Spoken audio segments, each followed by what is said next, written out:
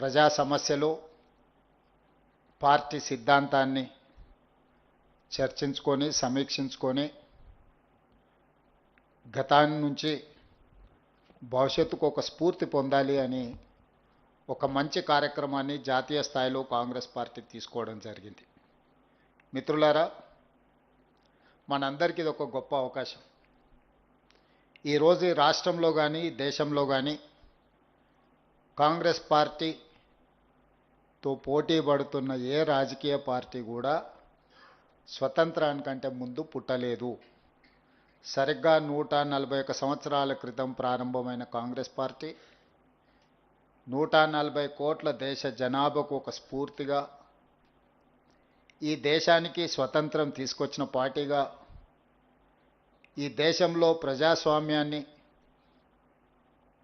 ఈ దేశానికి ఒక దిక్సూచిగా, ఈ దేశంలో ప్రజాస్వామ్యం వేళ్ళూనుకొని ఇక్కడి ప్రజలకు స్వేచ్ఛను, సామాజిక న్యాయాన్ని, సమానమైన అవకాశాలను ఇచ్చి ఒక బలమైన దేశంగా తీర్చిదిద్దిన పార్టీ కాంగ్రెస్ పార్టీ. ఈ దేశంలో కాంగ్రెస్ పార్టీతో పాటు 100 సంవత్సరాల చరిత్ర కలిగిన పార్టీ ఏదైనా ఉందంటే సిపిఐ పార్టీ ఒకటి ఉన్నది. మిగతా అన్నీ కూడా మనము తెచ్చిన స్వతంత్రము, మనము ఇచ్చిన రాజ్యాంగము, మనం ఈ దేశాన్ని బలోపేతం చేస్తే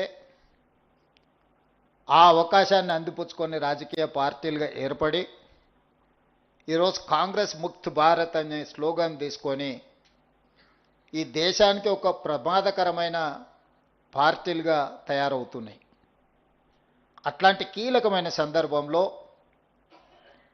ఐడియాలజికల్ కనెక్ట్, భారతదేశం యొక్క ఆత్మ ఎక్కడ ఉంది అని ఎత్తుకుతే గ్రామీణ ప్రాంతాలలో, పల్లె సీమల్లో ఈ భారతదేశం యొక్క ఆత్మ ఉన్నది అని బలంగా మహాత్మా గాంధీ గారి యొక్క ఆలోచనని, సిద్ధాంతాన్ని విశ్వసించే పార్టీ ఈరోజు వికారాబాద్లో ఆంధ్రప్రదేశ్ తెలంగాణ జిల్లా పార్టీ అధ్యక్షుల శిక్షణ సమావేశాన్ని ఏర్పాటు చేసి ఈరోజు మీ అందరికీ పార్టీ యొక్క విధానమే కాదు, ప్రజల యొక్క సమస్యల్ని ఏ విధంగా అర్థం చేసుకోవాలి, ప్రజలు ఎదుర్కొంటున్న సమస్యలను ఏ విధంగా పరిష్కరించుకోవాలి, ఈ దేశంలో రాజ్యాంగాన్ని రద్దు చేయాలని ఒక పక్కన, రాజ్యాంగాన్ని సమూలంగా మార్చాలి, ఈ దేశంలో పేదలకు అందుతున్న రిజర్వేషన్లను రద్దు చేయాలని కుట్ర జరుగుతున్న నేపథ్యంలో మీ శిక్షణకు ఒక ప్రత్యేకమైన సమయం ఇది. అందుకే ఈ శిక్షణ అనేది 10 రోజులు ఇక్కడ ఉండడం అనేది మీరు శిక్షగా భావిస్తే దీనివల్ల 0 ప్రయోజనం. ఈ శిక్షణ అనేది మీ జీవితంలో కాంగ్రెస్ పార్టీ పరంగా, ప్రజా సమస్యల పరంగా మీకు ఒక సంపూర్ణమైన అవగాహన కల్పించే అవకాశం ఉంది. కాంగ్రెస్ పార్టీలో మీ అవకాశాలు మెరుగుపడడానికి కూడా ఈ శిక్షణ కార్యక్రమం ఉపయోగపడుతుంది. అప్పుడే మిత్రులు మా సెల్ ఫోన్లో సిగ్నల్ రావడం లేదు అన్న ఆలోచన చేస్తున్నారు. కొంతకాలం మీకు సిగ్నల్ లేకపోతే ప్రజలతో ఉంటే ఏ విధంగా ఉంటుందో కూడా ఒక గొప్ప అనుభూతి. మొదటి రోజు అలా అనిపిస్తుంది, రెండవ రోజుకి అలవాటు అవుతుంది, మూడవ రోజుకి అదే ఇష్టం అవుద్ది. కాబట్టి మీరందరూ, మనమందరం, ఈ వేదిక మీద ఉన్నోళ్ళు ఎవరైనా, ఎవరికి వారసత్వంగా హోదాలు రాలేదు, వారసత్వంగా హోదా రావడానికి అవకాశం ఉన్న వైఎస్ షర్మిల గారి వేదిక మీద ఉన్నారు, కానీ వారసత్వంగా వారేది తీసుకోలేదు. మీరు ఒక్కసారి ఆలోచన చేయండి. మోతీలాల్ నెహ్రూ గారు వేల కోట్ల రూపాయల ఆస్తులను దేశానికి, జాతికి అంకితం చేశారు. పండిత్ జవహర్లాల్ నెహ్రూ గారు దేశ స్వతంత్ర పోరాటంలో 10 సంవత్సరాలు జైలు శిక్ష అనుభవించారు. శ్రీమతి ఇందిరాగాంధీ గారు ఉక్కు మహిళగా రాణించడమే కాకుండా ఈ దేశం కోసం ప్రాణాలనిచ్చి చివరి రక్తపు బొట్టు వరకు దారం పోసారు. వారి వారసత్వం నుంచి వచ్చిన రాజీవ్ గాంధీ గారు ఈ దేశ సమగ్రత కోసం ప్రాణాలు ఇచ్చారు. వారి ఆశయాన్ని కొనసాగించాలని శ్రీమతి సోనియా గాంధీ గారు పడ్డ శ్రమ, 2 చిన్న పిల్లల్ని ఒళ్ళో పెట్టుకొని ఈ దేశం కోసం వారు సర్వం త్యాగం చేసి ఈ దేశానికి నాయకత్వ సమస్య వచ్చినప్పుడు కాంగ్రెస్ పార్టీకి దేశ నాయకత్వానికి అండగా నిలబడి ఒక మంచి నాయకత్వాన్ని సోనియా గాంధీ గారు అందించారు. ఇంతమంది వారసత్వంగా మహాత్మా గాంధీ గారు 30 సంవత్సరాలు బ్రిటిషర్స్ మీద పోరాటం చేసి స్వతంత్రం సాధిస్తే బ్రిటిషర్స్ కూడా మహాత్మా గాంధీ గారి మీద లాఠీ ఎత్తడానికి భయపడ్డారు. కానీ స్వతంత్రం వచ్చిన కొద్ది నెలల్లోనే భారతీయులమని చెప్పుకునే రాజకీయ పార్టీలు తూటాలతో మహాత్మా గాంధీ గారిని నేలకొరగదీసిండ్రు. అంటే బ్రిటిషర్స్ కూడా ధైర్యం చేయలేదు మహాత్మా గాంధీ గారిని టచ్ చేయడానికి.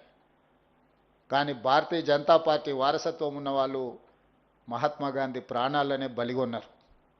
మహాత్మా గాంధీ గారి దేశం కోసం ప్రాణాలు ఇచ్చారు. ఇందిరాగాంధీ గారి దేశం కోసం ప్రాణాలు ఇచ్చారు. రాజీవ్ గాంధీ గారి దేశం కోసం ప్రాణాలు ఇచ్చారు. ఈ లెక్కన ఈ వారసత్వంతోనే రాహుల్ గాంధీ గారు కూర్చున్న ఇంట్లో ఈ దేశానికి ప్రధానమంత్రి కావాలి.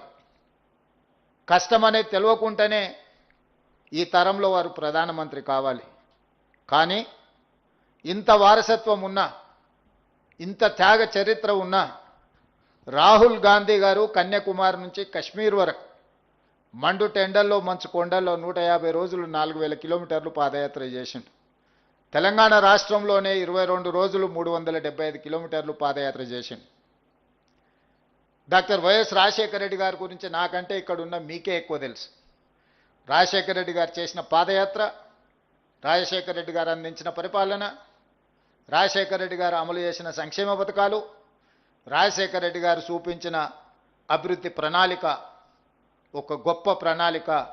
ఈ రోజుకు మనం కాంగ్రెస్ విజయాలలో రాజశేఖర రెడ్డి గారు ముఖ్యమంత్రిగా ఉన్నప్పుడు తీసుకున్న నిర్ణయాలనే మనం ప్రతి వేదిక మీద ప్రస్తావిస్తున్నాం. ఆ రకంగా వైఎస్ షర్మిల గారు కేవలం రాజశేఖర రెడ్డి గారి పేరు చెప్పుకొని ఆంధ్రప్రదేశ్లో ఏ హోదాకైనా వెళ్ళొచ్చు. కానీ ఇటు తెలంగాణలో 3700 కిలోమీటర్ల పాదయాత్ర కావచ్చు, ఆంధ్రప్రదేశ్లో ఈరోజు చాలా కష్టాలలో ముళ్ళబాటలో ఈరోజు ఆంధ్రప్రదేశ్ కాంగ్రెస్ పార్టీ అధ్యక్షురాలుగా తను చేయగలిగిన ప్రయత్నం అంతా ఏ అవకాశాన్ని కూడా జారవిడ్చుకోకుండా ఈరోజు ఆంధ్రప్రదేశ్లో కాంగ్రెస్ పార్టీని బలోపేతం చేయడానికి వైఎస్ షర్మిల గారు ఈరోజు కష్టపడుతున్నారు. నేను మీకు చెప్పదలుచుకున్నది,